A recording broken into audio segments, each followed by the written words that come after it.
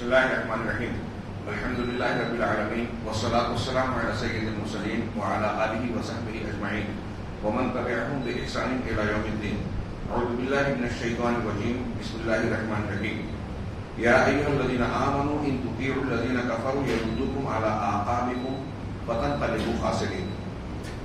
محترم حاضرین، پچھلے درس میں شیخ روحیلی نے ولا اور برا کے ضمن میں کچھ ضابطوں کا ذکر کیا، اور یہ ضابطے موجودہ ماحول میں انتہائی اہمیت کے حامل ہیں، اس بنیاد پر کہ بہت سارے مسلمان اور مسلمانوں میں خاص طور سے آج کل کچھ جوشیلے اور جذباتی نوجوان یہ فرق نہیں کر پاتے کہ دوست تعلق رکھنے اور تعلق توڑنے میں، دوستی اور دشمنی میں کیا حدود ہیں، شریعت کے کیا ضابطے ہیں. نتیجے میں وہ ایسی بہت ساری چیزوں کو اختیار کر بیٹھتے ہیں جسے دین کا حصہ سمجھتے ہیں، جبکہ وہ دین کی تعلیمات کے سراسر خلاف ہوتا ہے. کل کے درس میں اس ضابطے کے تحت ولا کے مشروع ولا، یعنی وہ جو شریعت میں دوستی بانٹنے کی تعلیم دی گئی ہے، ایک مسلمان کا دوسرے مسلمان سے تعلق، کچھ مثالیں پیش کی گئی کہ مسلمان کا ایک دوسرے سے ملنا، سلام میں پہل کرنا، ملاقات کرنا، ہم مجلس ہونا، بیٹھنا، اور تحفے تحائف کا تذکرہ بھی کیا گیا. ان ساری چیزوں کا ذکر کرنے کے بعد کہا کہ یہ چند مثالیں ہیں، اور ضابطہ اس سلسلے میں یہ بنا کہ ہر وہ چیز جو کسی مسلمان کو دوسرے مسلمان سے قریب کرے، ان کے دلوں کو جوڑے ملائے، وہ ساری چیزیں ولائے مشروع کا حصہ ہے. مسلمان کا ولی ہے، دوست ہے، بھائی ہے. آگے کہہ رہے ہیں کہ اس کے بالکل برخلاف، اس کے الٹ وہ ولا اور دوستی جو ممنوع ہے، منع کیا گیا ہے، اور یہ ممنوع ولا کفار کے لیے ہے. اس کی کچھ صورتیں سامنے رکھیے اور وہ ذہن نشین رکھ لیجئے کہ ہمیں کفار سے کہاں کہاں علیحدگی اختیار کرنا ہے، ان کے سامنے نرمی نہیں برتنی ہے. چنانچہ اس کی مختلف صورتوں میں سے چند صورت بتا رہے ہیں. پہلی صورت یہ کہ کافر کی محبت کو دل میں رکھنا، اس کی طرف جھکاؤ اور میلان رکھنا، اس کی عزت و تعظیم کرنا، توقیر کرنا، دل میں اس سے محبت رکھنا. یہ کفار کے ولا کی سب سے عظیم شکل ہے کہ آپ اس کی عزت کریں، دل میں اس سے تعلق سے محبت اور نرم گوشہ رکھیں، اس کی طرف جھکاؤ رکھیں. یہ انتہائی شدید ممنوع ولا کی قسم ہے. اللہ عز و جل نے صاف فرمایا، یا ایھا الذین آمنوا لا تتخذوا عدوی وعدوکم اولیاء. اے ایمان والو، میرے یعنی اللہ کے اور اپنے دشمنوں کو دوست نہ بناؤ.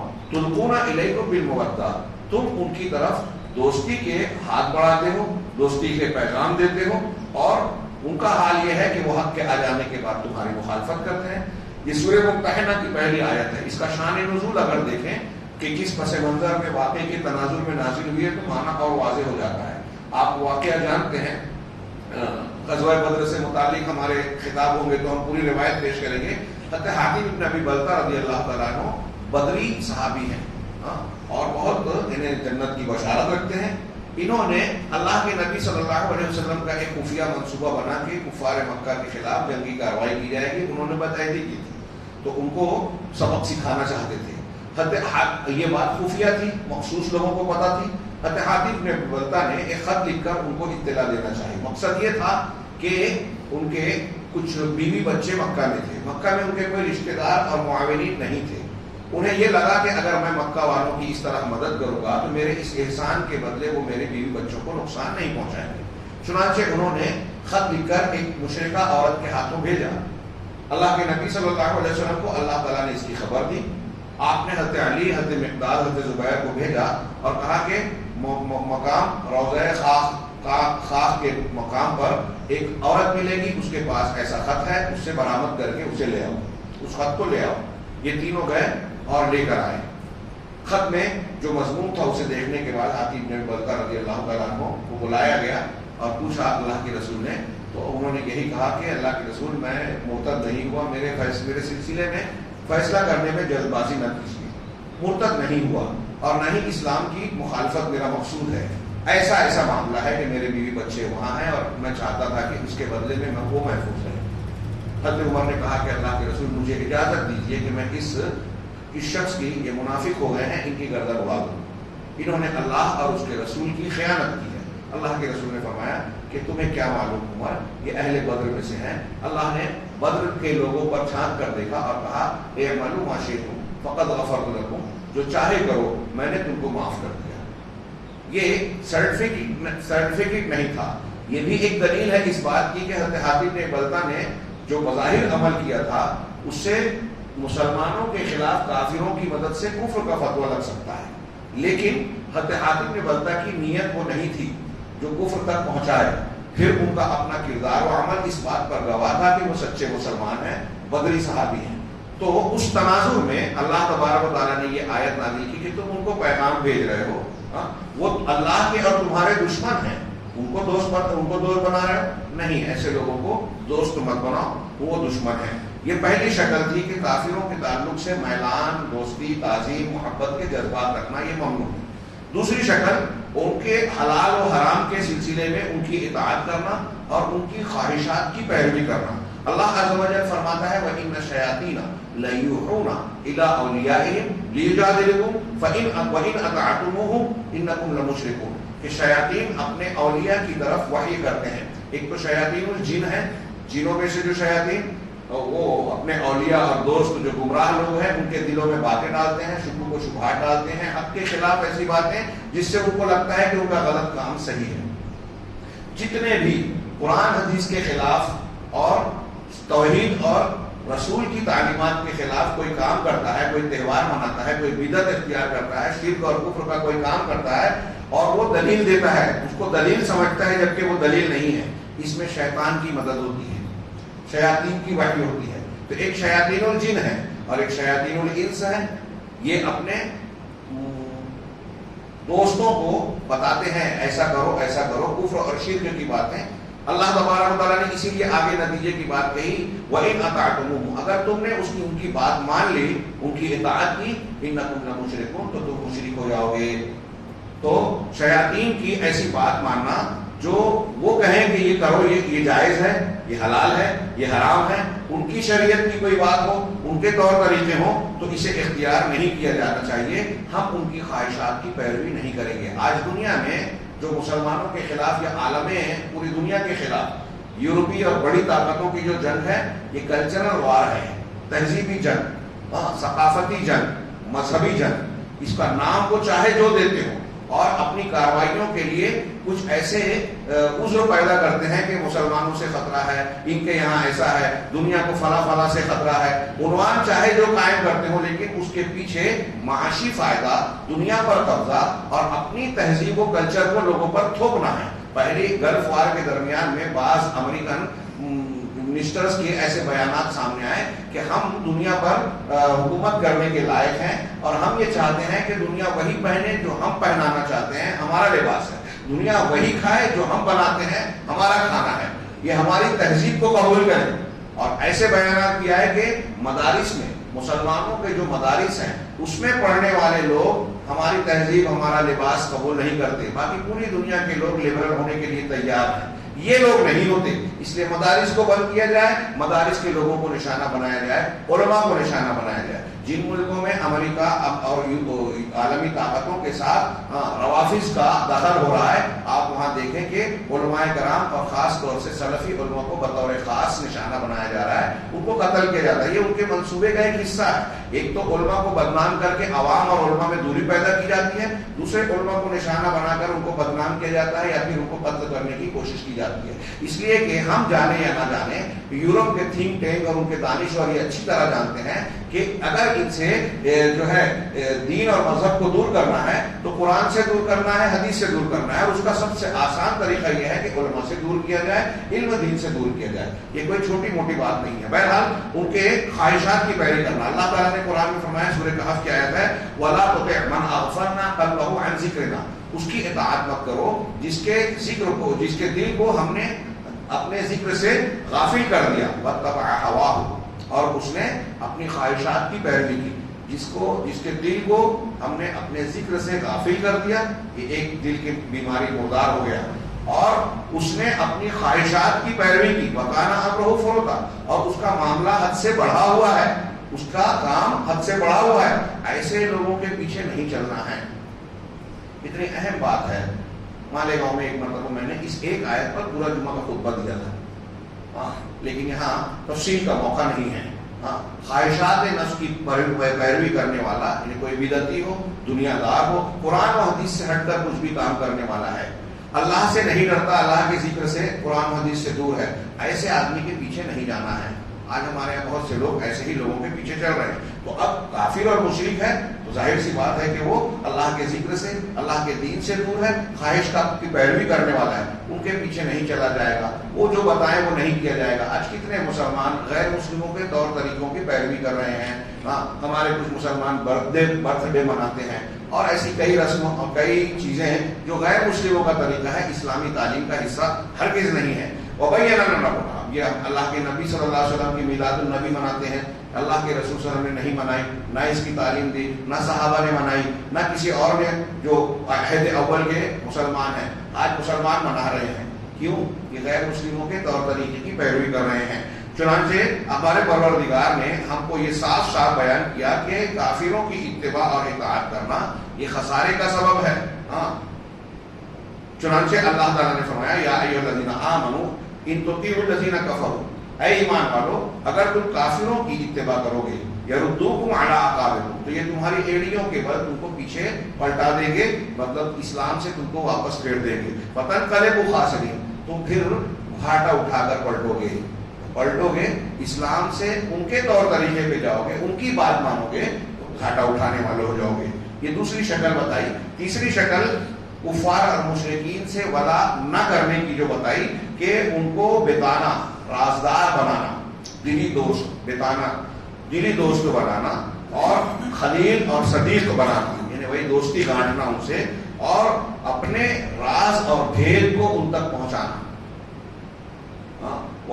افشاء الاسرار لہم، ان کے لیے اپنے راز کو بے نقاب کرنا. کوئی ایسی بات ہے جو مسلمانوں کے آپسی معاملے سے تعلق رکھتی ہے، ان کے لیے راز ہے، اس راز کا تعلق مسلمانوں کے اجتماعی امور سے ہے، فائدے اور نقصان سے ہے، ایسے کسی معاملے کو غیر مسلم تک پہنچانا. اور ہمارے یہاں آج کل ایک بہت بڑی تعداد مسلمانوں میں مخبرین کی ہے.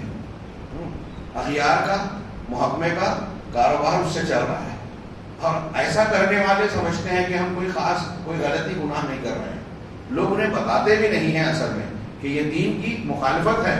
ایسا کر کے آپ کفر کے جیسا کام کر رہے ہیں، اور بعض حالات میں یہ کفر ہو جاتا ہے. مسلمانوں کے راز دوسروں تک پہنچانا اگر واقعی سچے ہیں، بعض لوگ تو جھوٹی مخبری کرتے ہیں، اگر سچے بھی ہیں تو ایسا کوئی بات پہنچانا جس سے مسلمانوں کو نقصان ہو اور غیروں کو فائدہ ہو، یہ کفر تک پہنچاتا ہے. اللہ تعالیٰ نے فرمایا یا ایھا الذین آمنوا لا تتخذوا بطانۃ من دونکم، اے ایمان والو اپنے علاوہ دوسروں کو تم دلی دوست اور رازدار نہ بناؤ. چوتھی صورت جو ناجائز ہے ولا کی، غیر مسلموں سے دوستی کی، وہ ہے نصرتہم علی المسلمین، جو میں نے ابھی بیان کی کہ مسلمانوں کے خلاف ان کی مدد کرنا. یہ بہت سی شکلوں میں ہو سکتا ہے. میں نے مخبری وغیرہ کا ذکر کیا. اب فرض کیجئے علماء نے لکھا کہ ایک آدمی کسی ہتھیار کو بنانے کا ماہر ہے، اب وہ کسی ایسے ملک اور طاقت کے لیے، گروہ کے لیے ہتھیار بنا کے دے رہا ہے جس کے بارے میں اسے پتا ہے کہ یہ ہتھیار، اس کا استعمال مسلمانوں کے خلاف کیا جائے گا، اس کے لیے ناجائز ہے وہ چیز، وہ کام کرنا. اس لیے کہ اگر وہ ایسا کر رہے ہیں تو گویا وہ مسلمانوں پر حملہ کرنے اور نقصان پہنچانے کے سلسلے میں حصے دار بن رہا ہے. یہ میں نے ایک مثال دی، ایسی اور بھی بہت ساری مثالیں ہو سکتی ہے. چوتھی پانچویں شکل مصانعۃ الکفار و ملاعنتہم علی حساب الدین، دین کے حساب پر، یعنی دین کا نقصان پہنچا کر، دین کے تعلیمات کو نظر انداز کر کے غیر کافروں سے رواداری برتنا، ان کے ساتھ نرمی کرنا، ان کی مدارات کرنا. یہ اگر میں اور واضح لفظ میں ان کی چاپلوسی کرنا، مصانعہ کا لفظ استعمال کیا ہے، تو دین کے حساب پر، یعنی دین کا نقصان پہنچا کر، دینی تعلیمات کو چھوڑ کر ان کا دل رکھنا، ان کے ساتھ نرمی کا برتاؤ کرنا. جیسے مثال کے طور پہ کافروں سے نرمی کا مظاہرہ کرتے ہوئے دین کے شعائر کا اظہار نہ کرنا. ہم کوئی دینی کام کر رہے ہیں تو محض اس لیے نہ کریں کہ کافر ناراض ہوں گے. ہمارے یہاں میں نے دیکھا کچھ مسلمان غیر مسلم بستیوں میں، کالونیوں میں رہتے ہیں بڑے شہروں میں، تو وہ یہ کہتے ہیں، ایک صاحب اللہ معاف کرے انہیں، جیسے ان کو علم نہیں، انہوں نے کہا کہ ہم جو ہے ان کے درمیان رہتے ہیں تو گوشت کھاتے ہی نہیں، فلاں فلاں چیزوں پر جو اسلام اور دین کی کا مظاہرہ ہوتا ہے اس پر عمل ہی نہیں کرتے. تو ہمارے پڑوسی کہتے ہیں کہ بہت اچھے مسلمان، بہت اچھے مسلمان. ان کی نظر میں اچھا مسلمان وہ ہے جو اسلامی کاموں کو چھوڑ دے، ان کے حساب سے چلے. تو آپ اللہ کی نظر میں اچھا مسلمان بننا پسند کریں گے یا غیر مسلموں سے سرٹیفکیٹ لینا چاہیں گے؟ غیر مسلم تو چاہتے ہیں اللہ تعالیٰ کے آگے آیت العظہ ہو. اسی طریقے سے آپ ان کے ساتھ رہ رہے ہیں، ان کے بیچ رہ رہے ہیں، دوستی گانٹ رہے ہیں، ان کو کفر سے منع نہیں کرتے، دعوت نہیں دیتے، ان کو بتاتے نہیں ہیں کہ یہ جو تم جس مذہب اور جس دین پر ہو، شرک اور کفر کر رہے ہو، یہ بہت ہی خطرناک اور ہلاکت کی چیز ہے، آپ ایسا نہیں کرتے. اور ان کے کفر میں، ان کے کفر کے کاموں میں ان کی موافقت کرتے ہو. موافقت کرنا بہت ساری شکلوں میں ہوتا ہے. آج کل ہمارے یہاں بہت سارے نوجوان جب یا دوست احباب کاروباری تعلق ہو جاتا ہے، دوستی گانٹ لیتے ہیں، تو وہ یہ حدود نہیں جانتے. شروع میں بیان کیا گیا کہ افراط و تفرید ہے. کچھ لوگ کافروں سے وہ تعلق رکھتے ہیں جو مسلمانوں سے ہونا چاہیے. کچھ لوگ ایسے ہوتے ہیں کہ کافروں سے ایسی مخالفت کرتے ہیں کہ سمجھتے ہیں کہ ہر ایک کو ہم مارے ٹھوکے ان پر ظلم کریں. دونوں غلط ہیں. تو ہمارے یہاں کچھ لوگ دوستی اور تعلق میں یہ کرتے ہیں کہ ان کے مذہب، ان کے تہواروں میں شریک ہوتے ہیں.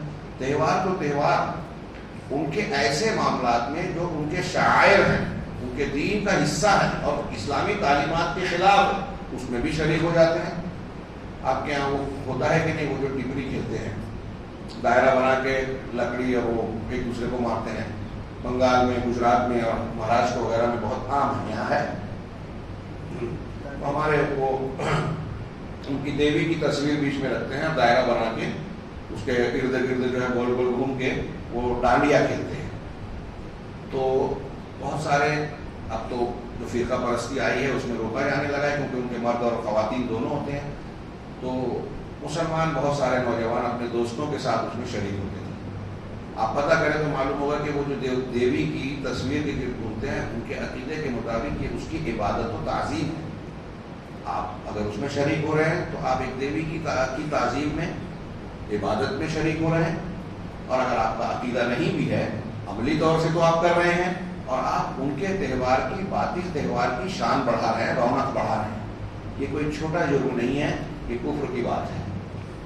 اور ہمارے بہت سارے نوجوان لبرل مسلمان جو اغیار کے بیچ رہتے ہیں، پڑھے بڑے ہیں، ان کے بیچ پڑھتے لکھتے ہیں، کوئی ڈاکٹر ہے، کوئی فنا ہے، کوئی ڈھما ہے، تو سمجھتا ہے کہ یہ ہماری کشادگی ہے کہ ان کے مذہب میں شریک ہو جانا، ان کے دینی شعائر کا حصہ بن جانا. اور ایسی کئی چیزیں ہوتی ہیں. گنپتی میں وہ جو ہوتا ہے، ہمارے کچھ فلم ایکٹرز جو مسلمان نام رکھتے ہیں، اور وہ دیکھیے کہ ہمارے پاس مسلمان ایسے ہیں جو سیلیبریٹی اور بڑی بڑی سوسائٹی کے ہیں، غیر مسلم لڑکی سے شادی کرتے ہیں. غیر مسلم مسلمان لڑکیاں غیر مسلم لڑکوں سے شادیاں کر رہے ہیں. یہ انتہائی کفر کی بات ہے. جو ولا اور برا کے ضمن میں ہم پڑھ رہے ہیں، ہم نے اپنے بیٹے بیٹیوں کو یہ چیز مسئلہ بتایا نہیں. جب ہم نے خود ہی نہیں پڑھا، خود ہی نہیں جانتے، تو اپنے بچوں کو کیا بتائیں گے؟ تو یہ بات اچھی طرح جانیں کہ اگر اس قسم کا رشتہ ایک آدمی اپنی بیوی بنا رہا ہے مشرکہ کو، جو اہل کتاب نہیں ہے جہاں جس کی اجازت ہے، تو پھر اس کا دین اور اس کے ہونے والے بچے انتہائی خطرے میں ہیں. اس کا دین رخصت ہو سکتا ہے. چنانچہ اللہ تبارک و تعالیٰ نے یہ جو باتیں بیان کی کہ یہ جو ناجائز شکل ہے کہ ان کے ساتھ نرمی برتنا دین کے حساب پر، اس کی دلیل دیتے ہوئے قرآن کی آیت پڑھی، ذکر کی. اللہ تعالیٰ نے فرمایا وَدُّوا لَوْ تُدْهِنُ فَيُدْهِنُونَ. وہ کفار کو یہ چاہتے ہیں کہ آپ کچھ مداہنت کریں، تم لوگ مداہنت کرو. مداہنت کا معنی شیخ محمد بن جوناگڑھی رحمہ اللہ نے ترجمہ کیا ہے کہ تم ڈھیلے پڑو تو وہ بھی ڈھیلے پڑیں گے. تم نرمی برتو، مداہنت اور کمزوری اختیار کرو، ان کے سامنے کوتاہی برتو، تو تم ڈھیلے پڑو گے تو وہ ڈھیلے. وہ چاہتے ہیں کہ تم ڈھیلے پڑو توحید کے معاملے میں، دین کے معاملے میں.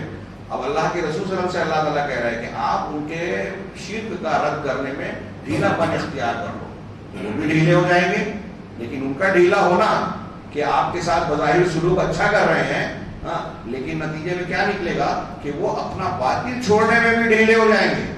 جب آپ سختی نہیں کرو گے یعنی سختی مطلب دعوت کے معاملے میں، توحید پر جمے رہنے کے سلسلے میں، تو ان کے لیے اپیل نہیں ہوگی۔ یہی وجہ ہے کہ ایسے مسلمانوں کے ساتھ برسہ برس رہنے کے باوجود ایک کافر کو اسلام کی بنیادی تعلیم بھی معلوم نہیں ہوتی، اور جو مسلمان ڈھیلا نہیں پڑتا، ان کے سامنے حق کو پیش کرتا ہے، دعوت دیتا ہے، قرآن و سنت اور توحید کو پیش کرتا ہے، وہ کافر اگر اسلام کی توفیق سے محروم بھی ہے تو کم سے کم اس پر اتنی حجت پوری ہوتی ہے کہ وہ دین کو جان جاتا ہے۔ تو اللہ تعالیٰ نے فرمایا کہ وہ یہ چاہتے ہیں کہ تم ڈھیلے پڑھو، تمہیں ڈھیلا حق کے سلسلے میں نہیں پڑھنا ہے۔ ہاں، کہہ رہے ہیں کہ مداہنت سے مقصود یہ ہے کہ ایک مسلمان کافر کے سامنے کہ کافر سے دین کے معاملے میں جو ہے رواداری برتے، نرمی برتے اور مدارات کرے، چاپلوسی برتے، جیسا کہ بعض مسلمان اس وقت کرتے ہیں جب وہ کافروں کے ملک کی طرف سفر کرتے ہیں۔ وہ کیسے کہ نماز کو ترک کر دیتے ہیں۔ چنانچہ جب تک وہ کافروں کی معیت میں ہوتے ہیں، یہ انہوں نے عرب میں کہا، ہم ہندوستان میں دیکھتے ہیں، اگر کافروں کی مجلس میں ہیں، ان کے ساتھ ہیں تو نماز کو ترک کر دیتے ہیں، ابھی ان کے ساتھ ہیں، بعد میں نماز پڑھ لیں گے۔ وَيُصَلِّي إِذَا خَلَا بِنَفْسِهِ، اس وقت نماز پڑھتا ہے جب تنہا ہوتا ہے۔ چنانچہ وہ کافروں کے ساتھ ان کے مدارات کرتا ہے، ان کا لحاظ کرتا ہے کہ کہیں ایسا نہ ہو کہ اگر میں ان کے سامنے نماز پڑھوں تو ان کو برا لگے، وہ حقیر سمجھیں۔ یہ ولائے ممنوع کی صورتوں میں سے ایک صورت ہے۔ چھٹی شکل اور آخری شکل جو انہوں نے بطور مثال پیش کی کہ اظہار ان الکفار علی دین صحیح و صراط مستقیم، اس بات کا اظہار کرنا کہ کافر صحیح دین پر ہیں اور صراط مستقیم پر ہیں۔ کوئی یہ کہے کافروں سے کہ تمہارا بھی مذہب ٹھیک ٹھاک ہے، میرا بھی مذہب ٹھیک ٹھاک ہے، یہ چلتی ہے نا، ایک وحدت الادیان کی تحریک چلی، اور پھر ہمارے یہاں ٹی وی چینل پر مباحثہ کرنے آتے ہیں تو بہت سارے لوگ کہتے ہیں کہ سارے دھرم سچے سب اچھائی کا اپدیش اور تعلیم دیتے ہیں۔ حالانکہ جو کہتا ہے وہ بھی نہیں مانتا۔ ہمارے دکتور فضل الرحمان مدنی رحمہ اللہ انتقال کر گئے، انہوں نے پولیس میں ایک مرتبہ خطاب کیا، تقریر کیا، اسلام کی تعلیمات بتائی، ان کے سوالوں، بہت سارے سوالوں کے جواب دیے، بڑے متاثر ہوئے۔ مجلس کے بعد ایس پی نے بات کرتے کرتے یہی کہا، مالیگاؤں میں جو تھا اس وقت کا ایس پی، کہ میں بھی مولوی صاحب، میں بھی جو ہے سارے دھرم کو سچا مانتا ہوں۔ تو ڈاکٹر صاحب نے کہا کہ یہ آپ غلط کہہ رہے ہیں، آپ نہیں مانتے۔ تو کہا کہ میں تو کہہ رہا ہوں، آپ کیسے کہہ سکتے ہیں؟ آپ نہیں مانتے کہ سارے دھرم سچے ہیں، آپ زبان سے کہہ رہے ہیں، دل سے نہیں مانتے۔ کہا یہ کیسے کہہ سکتے ہیں آپ؟ کہا اس لیے کہہ سکتا ہوں کہ ابھی آپ کس مذہب کے فالوور ہیں، کون سا مذہب مانتے ہیں؟ تو اس نے کہا کہ میں ہندو مذہب ہوں۔ کہا جب آپ یہ کہہ رہے ہیں کہ میں ہندو ہوں تو اس کا مطلب آپ یہ کہہ رہے ہیں کہ آپ کرسچن نہیں ہیں، یہودی نہیں ہیں، مسلمان نہیں ہیں، جین نہیں ہیں، دوسرے مذہب کے ماننے والے نہیں ہیں۔ اگر آپ اپنے اس دعوے میں سچے ہیں کہ آپ کہہ رہے ہیں سارے دھرم یکساں ہیں، تو اس کا مطلب آپ ہندو دھرم کو جس طرح فالو کر رہے ہیں ایسے ہی دوسرے دھرم کو بھی مان رہے ہو۔ تو اب آپ کچھ دن ہندو رہ چکے، کچھ دن عیسائی بن کے رہیے، کچھ دن یہودی بن کے رہیے، کچھ دن مسلمان بن کے رہیے، تب مانا جائے گا کہ آپ سب کو سچا مان رہے ہو۔ ورنہ آپ ایک دھرم کو فالو کر کے دوسرے کو کہہ رہے ہو کہ یہ غلط ہے، یہ نہیں، میں نہیں مانتا، تو آپ کہاں مان رہے ہو؟ آپ ویسے نہیں مان رہے ہو جیسے کہہ رہے ہو۔ مجھ سے ایک پنڈت سے گفتگو ہوئی تھی تو میں نے ان سے کہا یہی بات، جب انہوں نے کہی کہ سارے دھرم سچے ہیں تو میں نے بھی ان کا رد کیا اور یہ کہا کہ اگر آپ کوئی ایسا شخص بتائیے جو سارے دھرموں کو مانتا ہو، میں بات بھول رہا ہوں تھوڑی سی، ان سے میں نے کہا کہ آپ بھی یہ بات نہیں مانتے کہ سارے دھرم سچے ہیں۔ ہاں، میں نے ان سے یہ کہا کہ یہ کیسے صحیح ہو سکتا ہے، کئی باتوں کے ساتھ یہ بات بھی کہی کہ آپ کی یہ بات کیسے صحیح ہو سکتی ہے۔ آپ کہتے ہیں کہ مورتی پوجا کی جا سکتی ہے، آپ کہتے ہیں کہ گائے کی پوجا کی جا سکتی ہے، آپ کہتے ہیں کہ فلاں اور فلاں کو پوجا جا سکتا ہے، اور ہمارا اسلام کہتا ہے کہ اگر اللہ کے سوا کسی اور کی پوجا کی تو یہ مہا پاپ ہے، مہا ظلم ہے، ان الشرک لظلم عظیم۔ تو یہ دونوں کیسے صحیح ہے؟ اگر آپ کہتے ہیں کہ سارے، اس نے کہا کہ سارے دھرم سچے اور اچھے، تو میں نے کہا کہ اگر ایک آدمی، چار آدمی ایک چوراہے پر کھڑے ہوں اور وہاں سے چار راستے جا رہے ہیں، چاروں اپنے اپنے راستے پر چلیں تو کیا سب ایک منزل پہ پہنچیں گے؟ اس وقت ہم لوگ بس میں تھے، اندور جا رہے تھے، تو میں نے کہا کہ اس بس سے ہم لوگ اندور جا رہے ہیں، کیا بتائیے کہ احمد آباد بھی اسی پر ملے گا، بمبئی بھی اسی پر ملے گی؟ نہیں، اس راستے پر اگر کسی کو کوئی بمبئی کے راستے پہ چل رہا ہے تو وہ کبھی اندور نہیں پہنچے گا، اور ہم اندور کے راستے پہ چل رہے ہیں تو کبھی بمبئی نہیں آئے گی. پھر آپ یہ کیسے کہہ رہے ہیں کہ سارے دھرم کسی بھی دھرم پہ چلو منزل راستے الگ الگ ہے, منزل سب کی ایک ہے؟ تو یہ ان نیچرل بات ہے, غیر فطری بات ہے. حقیقت میں دیکھا جائے تو یہ اپنے آپ کو جھوٹی تسلی دینا ہے, اور یہ باطل پرست کرتے ہیں. سارے دھرم سچے نہیں ہیں, اچھائیاں ہر مذہب میں ہیں, لیکن بیسیکلی یا بنیادی طور سے یا مجموعی طور سے سارے دھرم سچے نہیں ہیں. صرف ایک ہی مذہب سچا اور صحیح ہے, وہ مذہب ہے جو اس کائنات کے رچائے گا اور دنیا کو کائنات کو پیدا کرنے والے کا پسندیدہ دین ہے. ان الدین عند اللہ الاسلام.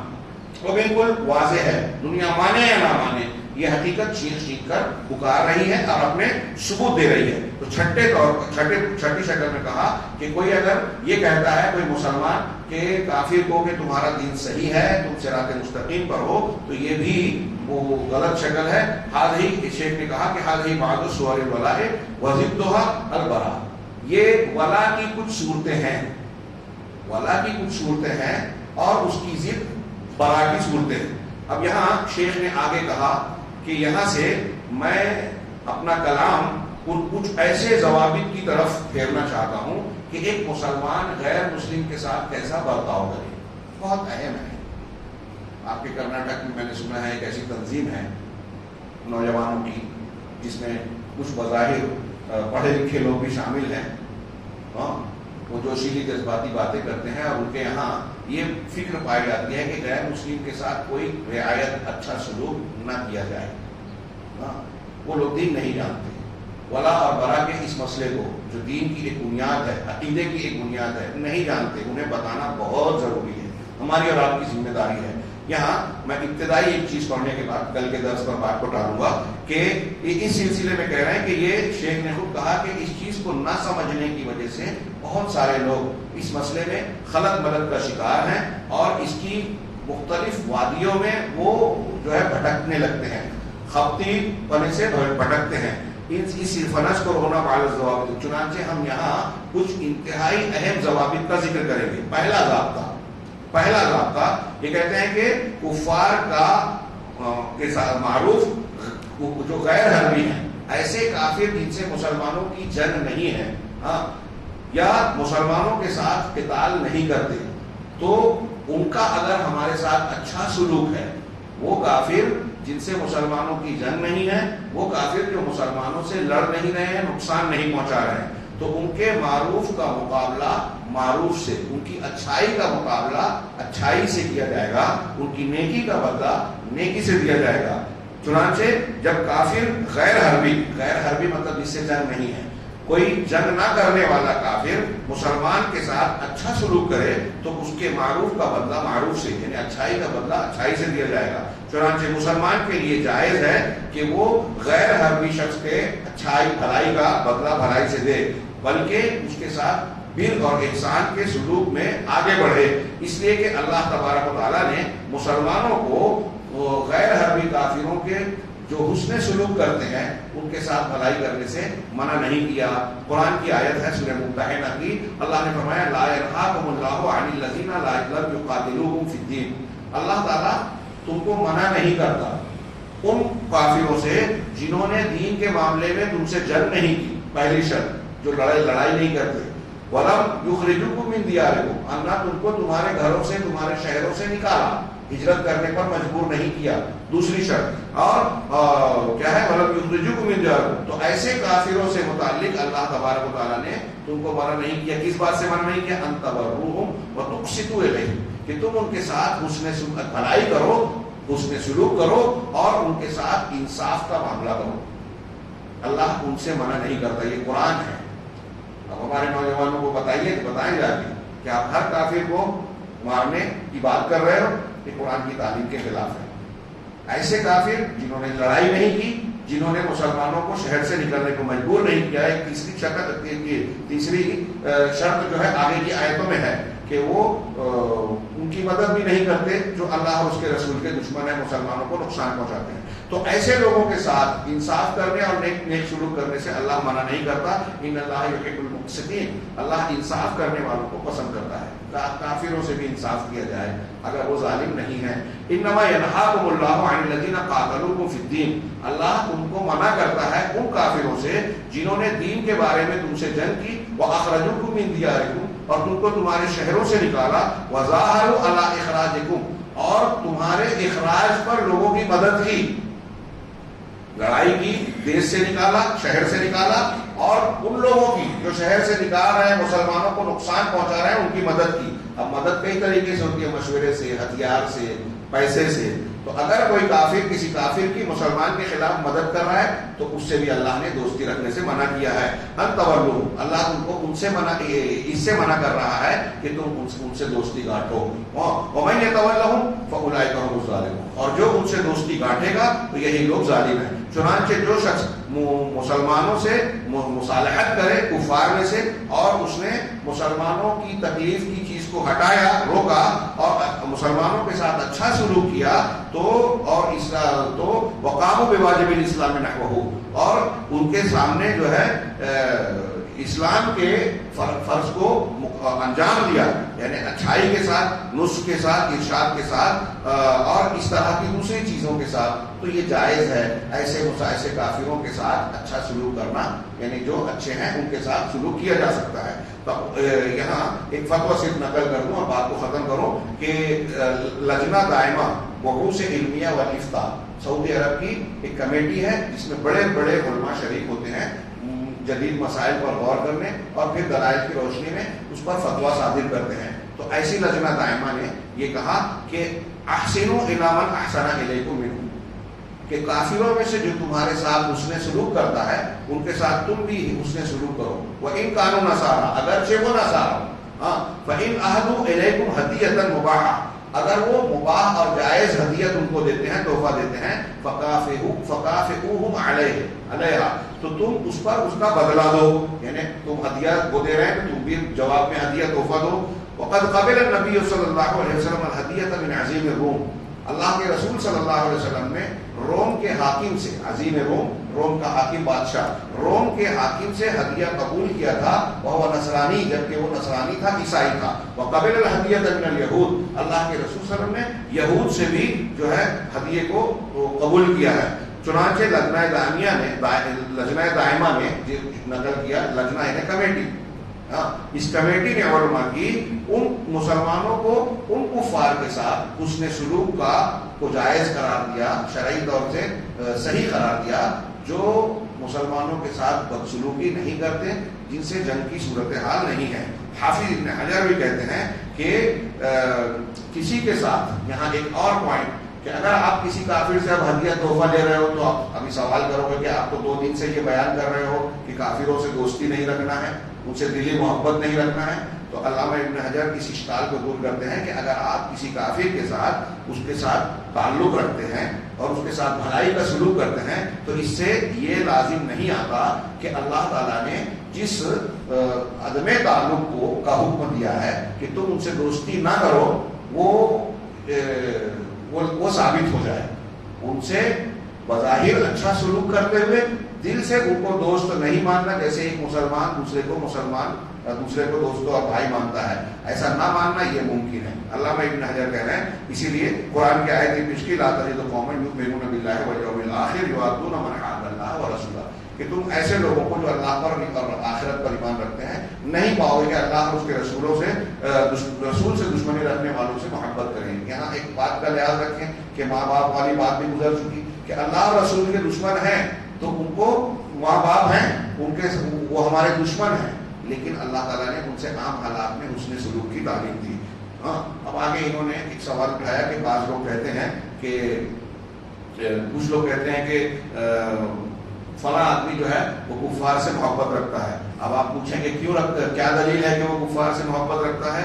تو انہوں کو کہتے ہیں، وہ جواب دیتا ہے کہ ان کے ساتھ حسن سلوک کرتا ہے اور ان کو ہدیے تحفے دیتا ہے، ان سے ہدیے تحفے لیتا ہے. تو ہم اس کے جواب میں کہتے ہیں کہ ہدیوں کا بھیجنا اس بات کی دلیل نہیں ہے کہ یا لازم نہیں کرتی کہ وہ دل میں ان سے محبت رکھتا ہے، جیسا کہ حافظ ابن حجر نے کہا. ہم نے پڑھا ابھی کچھ ایک آگے کا کچھ حصہ بہت اہم ہے، شاید ایک درس میں، میں آگے کے درس میں سمیٹنے کی کوشش کروں گا، چند صفحات اور باقی ہیں، یہ بحث مکمل ہوگی. لیکن چونکہ شیخ نے بھی جیسا کہ کہا، میں بھی محسوس کرتا ہوں کہ اس بحث کو سمجھنے اور سمجھانے کی خاص طور سے آج کے ماحول میں، ہندوستانی ماحول میں، بلکہ پورے عالم اسلام کے ماحول میں انتہائی ضروری ہے. لہذا میں امید کروں گا کہ آپ حضرات اسے اچھی طرح سے ذہن نشین کرنے کی کوشش کریں گے اور ہم بھی اس بحث کو پورا پڑھیں گے. پہلے میرا خیال تھا کہ اس بحث کو بہت اختصار کے ساتھ پیش کر کے آگے بڑھ جائیں، لیکن اہمیت کے پیش نظر میں نے بھی ضروری سمجھا کہ تفصیل بیان کی جائے. انشاءاللہ بقیہ تفصیل کل کے درس میں آئے گی. اللہ تعالیٰ ہمیں خیر کی توفیق دے. وآخر دعوانا الحمد للہ.